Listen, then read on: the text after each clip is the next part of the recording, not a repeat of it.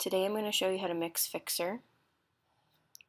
You're going to fill up the container 2/3 of the way with water between 64 and 78 degrees. Open the package on the dotted line, and then you're going to pour it in using the stirring stick and mix it as you pour.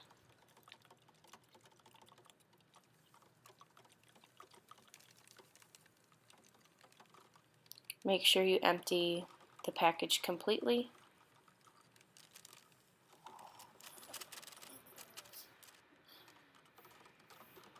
And then you're going to stir constantly. And you're going to do this until the mixture is completely dissolved. Then you're going to add more water to the container, filling it the rest of the way. And you're going to stir this constantly until it is completely dissolved.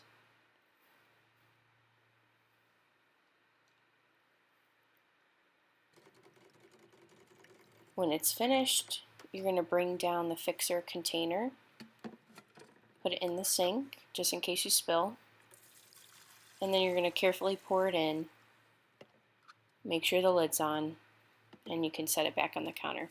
You're going to rinse all your materials with water with no soap.